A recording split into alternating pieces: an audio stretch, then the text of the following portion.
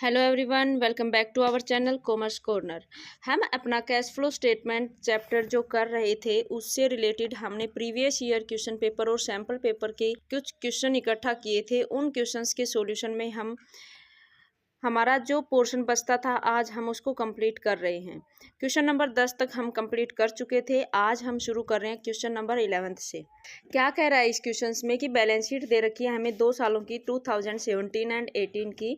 इसमें हमारी लायबिलिटीज़ में फिक्स्ड एसेट्स को दिखाया है जो हमारी 2017 में 17,50,000 थी और 2018 एंडिंग में हमारी 23,80,000 हो जाती है। इसके अलावा कुछ और इन्फॉर्मेशन इसने दे रखी कि डेप्रिसिएशन जो है इन एसेट्स पर 2 लाख का रहेगा। और इसके बाद हमसे जो मेन क्वेश्चन वो पूछ रहा है कि जो इन्वेस्टिंग एक्टिविटीज़ में हमारा कैश फ्लो होगा उसमें हम परचेज ऑफ फिक्स एसेट्स जो दिखाते हैं, किसी एसेट्स को हमने परचेज किया तो हमारा कैश का जो आउटफ्लो हुआ वो हमारा इन्वेस्टिंग एक्टिविटीज़ में हमें जो लिखना है वो कितना हमें लिखना है, ये हमसे पूछ रहा है। तो इसके लिए हमें क्या करना होगा कि हमारा जो 2017 में 17,50,000 की जो एसेट्स थी उसमें डेप्रिसिएशन 2 लाख का हो जाता है। तो इसमें से 2 लाख अगर आप घटा दोगे तो हमारा मीन्स 2017 में 15,50,000 की एसेट्स बचती थी।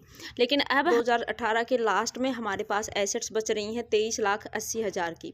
इसका मतलब क्या हो गया कि अब अगर हमारे पास 23,80,000 की एसेट्स हैं और लास्ट ईयर में हमारे पास 15,50,000 की एसेट्स थी, तो इट मीन्स जो बैलेंस बच गया हमारा वो हमारा क्या हो गया कि हमने इसका मतलब नई एसेट्स परचेज की हैं 23,80,000 में से 15,50,000 को घटाने के बाद जो हमारा 8,30,000 बैलेंस बच गया वो हमने क्या किया है, इस साल के दौरान हमने 8,30,000 की एसेट्स जो हैं परचेज की हैं और परचेज करने से हमारा इन्वेस्टिंग एक्टिविटी में हम वो 8,30,000 कैश का आउटफ्लो हो जाएगा।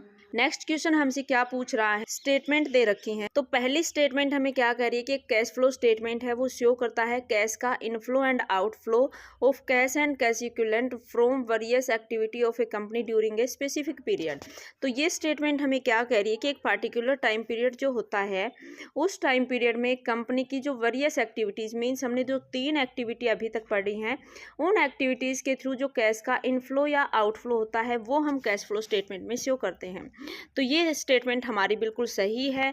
इसके बाद नेक्स्ट स्टेटमेंट में क्या कह रहा है कि the primary objective of cash flow statement, कि हम जो कैश फ्लो स्टेटमेंट बना रहे हैं उसका प्राइमरी जो ऑब्जेक्टिव है वो क्या है, is to provide useful information about cash flow inflow and outflow of an enterprise during a particular period under various head operating investing and financing activities.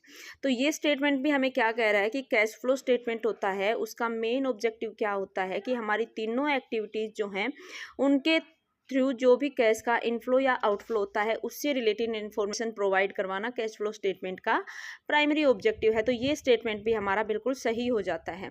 तो इसके दोनों ही स्टेटमेंट करेक्ट होने के कारण सी ऑप्शन हमारा सही हो जाएगा। नेक्स्ट हमसे क्या पूछ रहा है कि स्टेटमेंट का ही क्वेश्चन है, कह रहा है कि फाइनेंशियल एक्टिविटीज़ जो हैं वो are the acquisition and disposal of long term assets and other investment not included cash equivalent.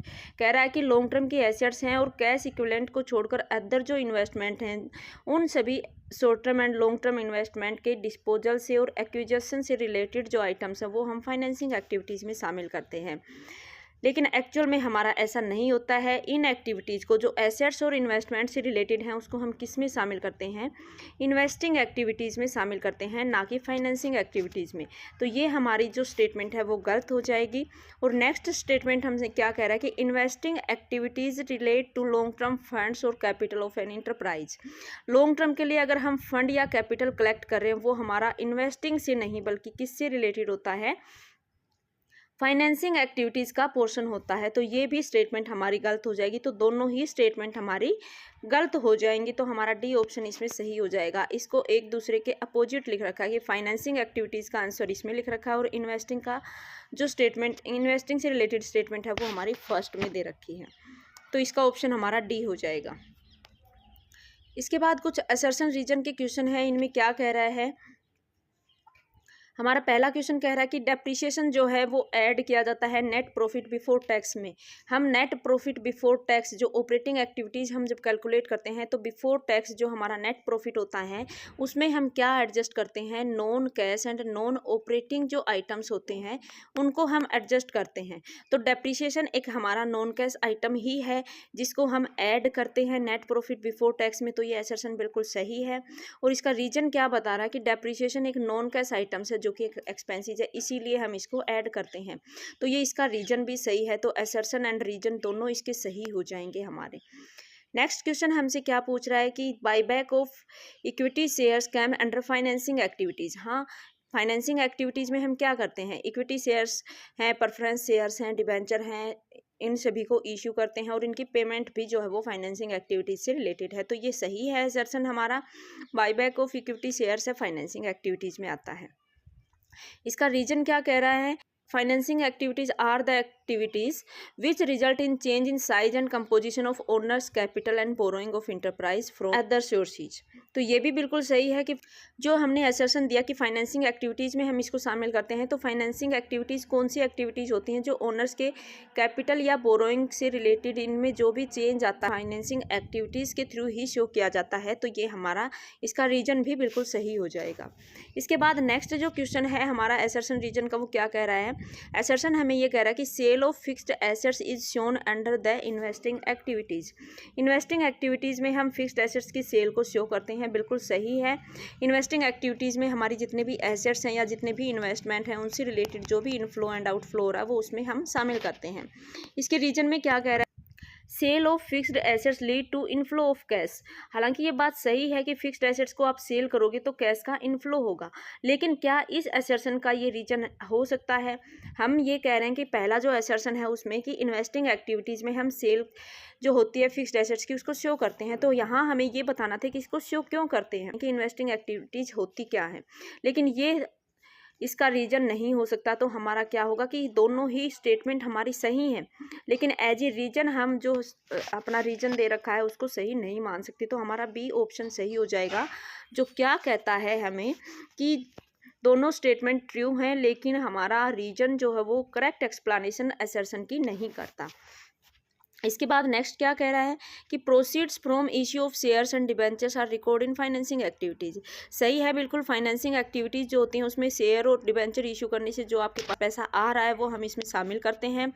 Reason क्या बता रहा है कि issue of share and debentures are cash inflow और outflow made to finance the company. इसका reason बिल्कुल सही है, क्योंकि इसमें ये बता रहा है कि इशू ऑफ शेयर्स और डिबेंचर्स हैं वो क्या होते हैं, कंपनी के लिए फाइनेंस तैयार करते हैं जो हमारे कैश का इनफ्लो या आउटफ्लो हो सकता है। रीजन में इसका बिल्कुल सही कह रहा है कि हमारे जो issue of shares and debentures हैं जो फाइनेंसिंग एक्टिविटीज़ में रिकॉर्ड किया जाते हैं वो क्या करते हैं कि हमारी कंपनी के लिए फाइनेंस जो है वो प्रोवाइड करवाते हैं। तो ये हमारा ऑप्शन ए बिल्कुल सही हो जाएगा। ये हमारे कुछ क्वेश्चन थे असर्शन रीजन के। इसके बाद क्वेश्चन है, कुछ इन्फॉर्मेशन है उनके बेस पर हमसे क्वेश्चन पूछ रखे हैं, तो इसको हम एक बार इन्फॉर्मेशन देखते हैं। क्या कह रहा है कि एक कंपनी है एक्स लिमिटेड, उसका प्रॉफिट है 5 लाख रुपए after consideration of following item. In adjustment के बाद जो हमारा प्रॉफिट होगा वो 5 लाख रुपए होगा। ये एडजस्टमेंट हमें क्या दे रखी है, गुडविल रिटर्न ऑफ है जो हमारा नॉन कैश है, डेप्रिसिएशन है, लॉस है, provision for doubtful debts and gain है हमारे कुछ फिक्स्ड एसेट्स के बेचने पर।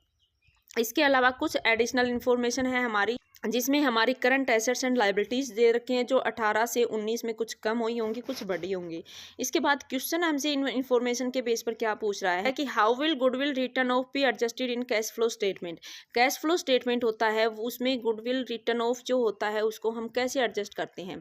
सेम क्वेश्चन हमारा पीछे भी आया हुआ है। गुडविल रिटर्न ऑफ जो था वो हमारा क्या था, नॉन कैश या नॉन ऑपरेटिंग आइटम्स जो था उसमें हम शामिल कर रहे थे। ये हमारा नॉन कैश आइटम है जिसको हमें क्या करना होता है कि नेट प्रॉफिट बिफोर टैक्स जो हमने कैलकुलेट किया था उसमें हम ऐड कर रहे थे गुडविल राइट ऑफ जो हुई उसको नॉन कैश या नॉन ऑपरेटिंग आइटम्स मानकर। तो इसका पहला ही ऑप्शन हो जाएगा कि इसको हम क्या करेंगे, जो हमारा गुडविल रिटर्न ऑफ है उसको हमें ऐड करना होता है नेट प्रॉफिट बिफोर टैक्स में। एक्सप्लेनेशन भी दे रखा है कि ये एक नॉन कैश आइटम होने के कारण जो है हम इसको वापस ऐड करते हैं नेट प्रॉफिट बिफोर टैक्स में। इसके बाद कह रहा है कि what will be the amount of trade payables added to get the cash flow from operations, कि ट्रेड पेबल्स हमारे क्या होते हैं, हमारी करंट लाइबिलिटीज होती हैं, और करंट लाइबिलिटीज को हम क्या करते हैं, हमारा नेट प्रॉफिट बिफोर टैक्स, हम जब ऑपरेटिंग एक्टिविटीज कर रहे थे तो नेट प्रॉफिट बिफोर टैक्स था, उसमें हम कुछ एडजस्टमेंट कर रहे थे नॉन कैश या नॉन ऑपरेटिंग आइटम्स की। इसके बाद हमारा जो प्रॉफिट जो आया था वो हमारा था वर्किंग कैपिटल में चेंज होने से पहले का प्रॉफिट, और उस वर्किंग कैपिटल से पहले के प्रॉफिट में हम कुछ और एडजस्टमेंट कर रहे थे कि हमारी करंट जो लाइबिलिटीज़ हैं उनको हम इंक्रीज होने पर ऐड कर रहे थे, डिक्रीज होने पर माइनस कर रहे थे, और करंट एसेट्स हमारी हैं उनको हम इंक्रीज होने पर माइनस कर रहे थे और डिक्रीज होने पर प्लस कर रहे थे, ये एडजस्टमेंट कर रहे थे। तो इन्हीं एडजस्टमेंट से रिलेटेड हमसे ये क्वेश्चन पूछा है कि हमारा जो ट्रेड पेबल्स होंगे वो हम ऐड कितना करेंगे कैश फ्लो स्टेटमेंट जब तैयार करेंगे। तो ट्रेड पेबल्स हमारे जो हैं वो 2018 में 30,000 थे और अब हमारे 51,000 हो जाते हैं, तो 21,000 हमारे क्या हुए हैं trade payables, current liabilities increase हुई हैं। तो हमारा क्वेश्चन जो है इसमें ऑप्शन सी है वो सही हो जाएगा कि 21,000 जो हमारे ट्रेड पेबल्स हैं उसको हम ऐड करेंगे ऑपरेटिंग एक्टिविटीज़ से रिलेटेड कैश फ्लो कैलकुलेट करने के लिए। इसके बाद कह रहा है ट्रेड रिसीवेबल्स जो हैं उन्हें आप ऑपरेटिंग एक्टिविटीज़ में कैलकुलेशन करते हो कितनी अमाउंट से सब्ट्रैक्ट करोगे कैश फ्लो जब ऑपरेटिंग एक्टिविटीज़ से निकाल रहे हो तब।